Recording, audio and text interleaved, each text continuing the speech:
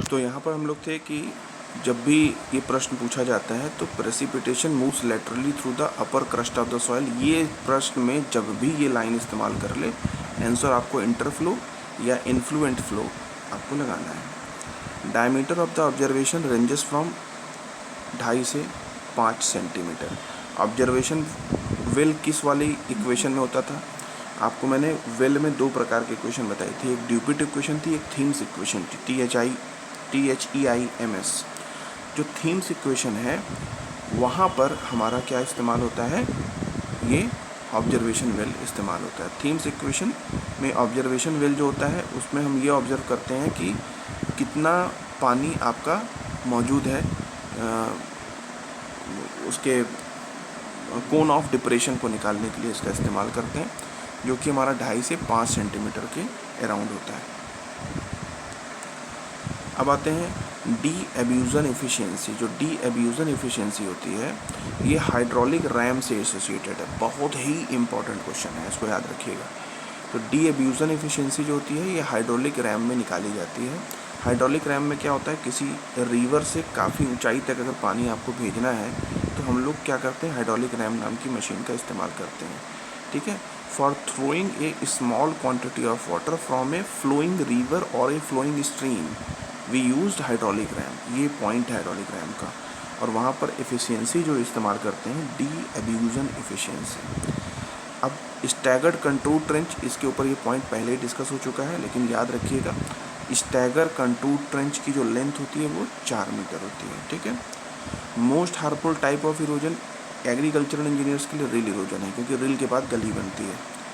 Contour trenching is done where the land slope is 1/3 या 33%। ये पहले बता चुके हैं, फिर से ये पॉइंट्स इसलिए रिपीट कर रहा हूँ क्योंकि ये क्वेश्चन बहुत आता है। कंटूर ट्रेंचिंग कहाँ पर इस्तेमाल करते हैं, जहाँ लैंड स्लोप कितना होगा, 33% के ऊपर होगा।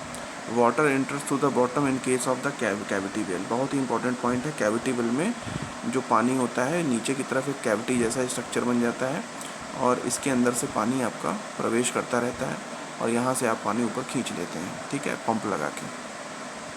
तो कैविटी वेल में जो पानी होता है वो बॉटम से एंटर करता है। बाकी और जो वेल होते हैं उनमें किनारों से और बॉटम से हर तरफ से पानी एंट्री करता है। वो वेल आपके अलग होते हैं, लेकिन कैविटी वेल कौन सा होगा, जहाँ पर बॉटम से। कैविटी वेल वहाँ बनाए जाएंगे जहाँ ऊपरी सतह कड़ी हो और निचली सतह मुलायम हो। ठीक। अब आइए आगे बढ़ते हैं। Watershed with the good drainage network produce hydrograph with abrupt falling limb. ठीक। वाटरशेड जहाँ पर ड्रेनेज नेटवर्क बहुत अच्छा हो, ड्रेनेज नेटवर्क। तो ड्रेनेज नेटवर्क का मतलब क्या हुआ कि किसी क्षेत्र में अगर पानी बरस रहा है तो उस क्षेत्र से पानी बाहर निकलने का जो नेटवर्क है, यहाँ के अंदर की जो नालियाँ हैं या इसके अंदर जो पानी को बहाने का जो ढलान है वो बहुत ही अच्छा है। तो पानी जितना भी बरसेगा बहुत तेज़ी के साथ यहाँ से बाहर निकल जाएगा। और जिस पॉइंट पे ये पानी बाहर निकलता है यहीं पर हम लोग ऑब्जर्वेशन करके अपना हाइड्रोग्राफ बनाते हैं। तो हाइड्रोग्राफ हमें क्या इन्फॉर्मेशन देगा कि ये आपका हाइड्रोग्राफ अगर है तो पानी जितनी तेज़ी से ऊपर बढ़ा, लेकिन उससे ज़्यादा तेज़ी से क्या होगा, उससे ज़्यादा तेज़ी से ये नीचे गिर जाएगा। इसका मतलब क्या हुआ कि जो इसकी फॉलिंग लिम्ब है, इधर वाली तो राइजिंग लिम्ब हो गई और इस तरफ होती है फॉलिंग लिम्ब। फॉलिंग लिम्ब जब जल्दी कंप्लीट हो जाएगी, इसका मतलब कि पानी जो इस एरिया में भरा था ये जल्दी से खाली हो गया। तो जब जल्दी से पानी खाली हो गया इसका मतलब कि इस एरिया में या इस वाटरशेड एरिया में ड्रेनेज नेटवर्क या पानी के निकासी का जो नेटवर्क है वो बहुत ही अच्छा है। ठीक है। अब आइए इसके आगे बढ़ते हैं। The return period of any hydrological event expressed in air. किसी भी हाइड्रोलॉजिकल इवेंट का कोई बाढ़ आना हो या तेज़ रेनफॉल होनी हो, इसका जो रिटर्न पीरियड है कि इस साल बहुत ज़्यादा पानी बरसेगा या 25 साल में एक बार इस बांध में बाढ़ आती है, तो वो चीज़ किस में एक्सप्रेस करी जाती है, ईयर में। तो रिटर्न पीरियड हमेशा ईयर में एक्सप्रेस किया जाता है। अब आते हैं टाइम टू पीक। ठीक है। टाइम टू पीक क्या होता है, टाइम ऑफ कंसंट्रेशन का 5.7 गुना। टाइम ऑफ कंसंट्रेशन का मतलब क्या होता है, इसको आप फिर से रिकॉल कर लीजिए। अब इसके लिए हम फिर से यहाँ पर एक वाटरशेड ड्रॉ कर रहे हैं। ये मान लीजिए एक वाटरशेड है, इसके इस पॉइंट पे वाटर सेट के सबसे आउट वाले पॉइंट पे जब पानी बरसा तो ये इसके जिस पॉइंट पे आउटलेट है वहाँ तक पहुँचने में सबसे दूर वाले बिंदु से पहुँचने में जो समय लगा, इसी को टाइम ऑफ कंसंट्रेशन कहेंगे।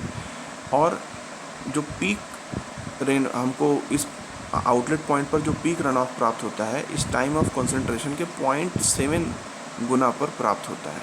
तो टाइम ऑफ कंसंट्रेशन क्या हो गया कि आउटलेट पॉइंट तक रिमोटेस्ट पॉइंट से जब रेनफॉल गिरी तो रिमोटेस्ट का मतलब इस आउटलेट पॉइंट से सबसे दूर वाला बिंदु जो इस वाटरशेड में वहाँ पर रेनफॉल गिर के यहाँ तक पहुँचने में लगा समय जो होता है उसको टाइम ऑफ कंसंट्रेशन कहते हैं। और इस समय का 0.7 गुना आउटलेट पॉइंट पर पीक रेन ऑफ पहुँचने में समय लगता है। टाइम ऑफ पीक क्या हो गया, टाइम ऑफ कंसंट्रेशन का 0.7 गुना। अब आते हैं इसके आगे अगले पॉइंट पर। Unit hydrograph for different duration in A watershed, ठीक है, developed by S curve method के द्वारा हम लोग यूनिट हाइड्रोग्राफ अलग अलग ड्यूरेशन के लिए डेवलप करते हैं किसी भी हाइड्रोग्राफ में, ठीक। तो ये पॉइंट सीधा रट लीजिए क्योंकि ये सीधा पेपर में आता है, ठीक है। For different duration of unit hydrograph use S curve method. Visible range of radiation कौन सी होती है, 400 से 700 नैनोमीटर। कहीं कहीं पर 390 से 690 भी दिया होता है, लेकिन आप लोग को 400 से 700 इसी के आसपास जो वैल्यू हो उसको आप लोग लगाएंगे, 400 से 700 नैनोमीटर। अब आते हैं इसके आगे कि इम्परमेबल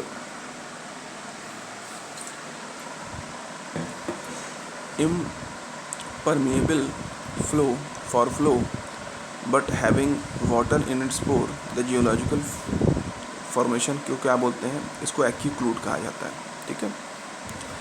एक्यूक्लूड में वर्ड इंक्लूड लगा हुआ, इंक्लूड का मतलब किसी चीज़ को अपने अंदर पैक कर लेना। तो जहाँ पर सॉइल की लेयर इम्परमेबल हो और उसके अंदर पानी फंस गया हो तो उसको एक्यूक्लूड कहेंगे, ठीक है। जैसे आपका नारियल पानी चारों तरफ से इम्परमेबल है, कहीं से पानी बाहर नहीं निकल रहा है लेकिन अंदर पानी फंसा हुआ है, तो क्या बोलेंगे, वो क्या है, एक्यूक्लूड है, अंदर पानी है। 50 से 80% acceptable range of the relative humidity for the most of the crops. Maximum जो क्रॉप्स होती हैं उनके लिए रिलेटिव ह्यूमिडिटी जो होती है वो 50 से 80% के बीच में होती है। और जो रिलेटिव ह्यूमिडिटी है उसको आप कैसे डिफ़ाइन कर सकते हैं, आपकी चारों तरफ इन्वायरमेंट में जो पानी के कण मौजूद हैं वो उनकी ह्यूमिडिटी है, और जिस भी चीज़ में आप ह्यूमिडिटी कैलकुलेट करना चाहते हैं उसके अंदर कितने वाटर के मॉलिक्यूल मौजूद हैं, और इन दोनों का रेशियो ले लेंगे तो रिलेटिव ह्यूमिडिटी मिलेगी। क्योंकि ये ह्यूमिडिटी का रिलेटिव रेशियो है इसलिए इसकी कोई भी यूनिट नहीं होगी। अब 50 to 80% most of the crops की रिलेटिव ह्यूमिडिटी होती है, ठीक है। Wind resistance of green house structure, wind resistance का कितना इसका होता है, 130 किलोमीटर पर आवर। मतलब जितने भी ग्रीन हाउस स्ट्रक्चर हम लोग बनाते हैं उन पर जब 130 किलोमीटर पर आवर से अधिक की हवा इन पर टकराएगी तभी इनके टूटने या उखड़ने की चांसेस होते हैं। 130 किलोमीटर पर आवर में कितनी काइनेटिक एनर्जी कैलकुलेट आप कर सकते हैं, हाफ mv² के थ्रू। और इसमें आपको वाटर की एयर की जो डेंसिटी है, स्टैंडर्ड डेंसिटी 1.292 ये मैंने आपको बताई हुई है। स्टैंडर्ड डेंसिटी में आप क्या करिए कि 1 मीटर क्यूब का भाग कर दीजिए तो किलोग्राम पता चल जाएगा, तो वहाँ m रख देंगे और वेलोसिटी से मल्टीप्लाई कर देंगे तो आपको काइनेटिक एनर्जी मिल जाएगी। हालांकि काइनेटिक एनर्जी का कैलकुलेशन जिस भी एग्ज़ाम में पूछा गया वो एग्ज़ाम गेट का एग्ज़ाम था, और उस गेट वाले एग्ज़ाम में कैलकुलेटर अलाउड होता है, तो इसमें कभी भी वो प्रश्न नहीं पूछा जाएगा काइनेटिक एनर्जी की numeric value. 130 kilometre per hour जो विंड स्पीड है वो आपसे ज़रूर पूछी जा सकती है, तो ये पॉइंट के तौर पे आप लोग नोट डाउन करके रखेंगे। इसके बाद आते हैं फिर से अगला पेज बहुत तेज़ी के साथ, क्योंकि आप पहले ही इसको जानते हैं। थीम्स इक्वेशन में डायमीटर ऑफ ऑब्जर्वेशन विल फिर से रिकॉल करिए, 2.5 से 5। डी एब्यूजन एफिशिएंसी किसकी, hydraulic ram. Stagger contour trench 4 metre की अंतर पर बनाते हैं। Most harmful type of erosion rill erosion है। कंटूर ट्रेंचिंग कब डन करी जाती है, जब 33% या 1/3 से ज़्यादा स्लोप हो। वाटर इंटर्स थ्रू द बॉटम किस में होता है, कैविटी वेल में, ठीक है। तो यहाँ पर फिर से इस पॉइंट को रिपीट करके हमने ख़त्म किया है। पॉइंटर नंबर 4 की स्लाइड ख़त्म हो चुकी है। अब इसके बाद हम लोग पॉइंटर नंबर 1 और पॉइंटर नंबर 2 जो हमारे कोचिंग नोट्स के थ्रू जो आपको दिए गए थे उनके डिस्कशंस को आगे बढ़ाएंगे, और उसमें तो इतने हैं कि डिस्कस करते करते बहुत कुछ उसमें जानने को मिलेगा, ठीक है।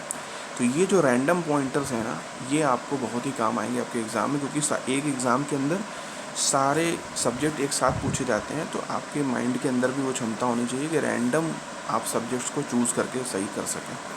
सो again very very thank you for watching the all videos. Bye bye and शब्बा खैर.